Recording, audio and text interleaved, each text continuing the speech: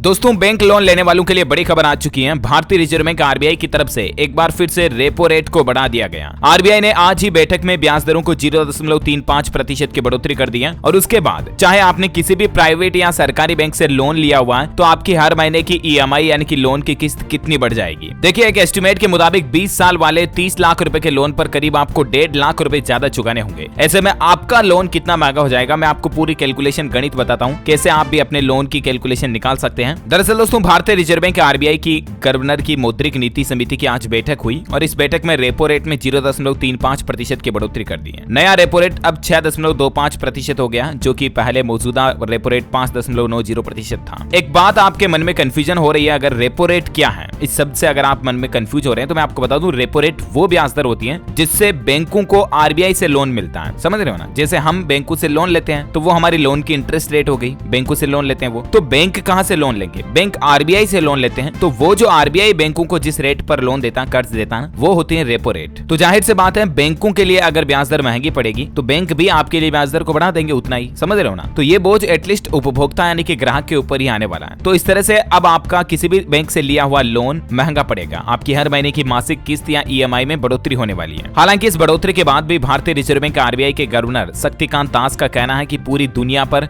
रूस यूक्रेन युद्ध का असर इस साल देखने को मिला। कोरोना महामारी भी पिछले कुछ सालों से छाई हुई है। दुनिया भर में खाने पीने की चीजों में कीमतों में बढ़ोतरी हुई। भारतीय अर्थव्यवस्था ऐसे माहौल में भी बेहतर स्थिति में है और महंगाई दर दुनिया के दूसरे देशों के मुकाबले अभी भी हमारे देश में काफी कम है। और कल ही तो आपको पता होगा दोस्तों कि वर्ल्ड बैंक की तरफ से भी एक जीडीपी को लेकर रिपोर्ट आई थी कि भारत की जीडीपी नए साल 2023 में दुनिया के दूसरे देशों के मुकाबले सबसे तेज ग्रोथ वाली रहेगी। तो ये कुछ अच्छी बातें और अच्छे पॉइंट्स हैं भारत की इंडियन इकोनॉमी को लेकर और जीडीपी को लेकर। आरबीआई ने भी जीडीपी ग्रोथ अनुमान जारी कर रखा, जिसके बारे में मैंने आपको बताया था। बहरहाल हम बात करते हैं कि आरबीआई के द्वारा जो ये लोन की रेपो रेट बढ़ाई गई ना दोस्तों, इसके बाद आपका लोन कितना महंगा हो जाएगा। एक उदाहरण से समझिए। मान लीजिए 20 लाख रुपए तक का लोन अगर किसी ने लिया हुआ है और लोन पहले 7.55% की ब्याज दर पर लिया हुआ था, ठीक है ना? तो इस हिसाब से 20 साल तक की अवधि के लिए उसको लोन की किस्त हर महीने 16,173 रुपए जमा करानी पड़ती है, राइट? और कुल ब्याज उसको 18,81,000 रुपए देना पड़ेगा और 20 लाख रुपए उसका मूलधन। तो ऐसे में टोटल 20 सालों में जो रकम चुकानी होगी वो होगी 38,81,000 रुपए, राइट? ये गणित है पहले वाली ब्याज दर के मुताबिक।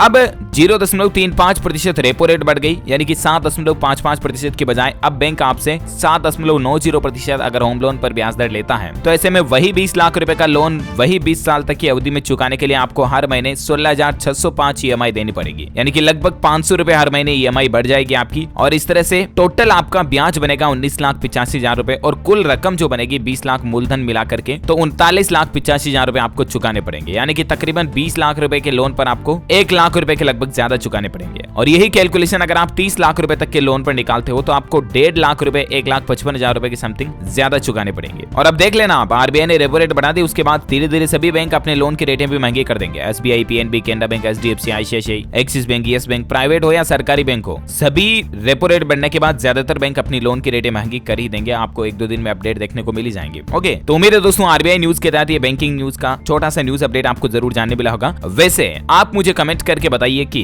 क्या आपने भी कहीं लोन लिया हुआ है या नहीं, यस अथवा नो, मुझे नीचे कमेंट करके बताइएगा ताकि मैं लोन से संबंधित और कोई सरकार की स्कीम योजनाएं होंगी तो आपके मोबाइल तक पहुंचा पाऊंगा। इस वीडियो को लाइक और शेयर करना, हमारे चैनल डीएलएस न्यूज को सब्सक्राइब करके बेल आइकन जरूर दबा देना ताकि आप रोजाना की ताजा खबरें और मुख्य समाचार से अपडेट रह पाएंगे। Thank you, take care, good bye, जय हिंद, जय भारत, वंदे मातरम।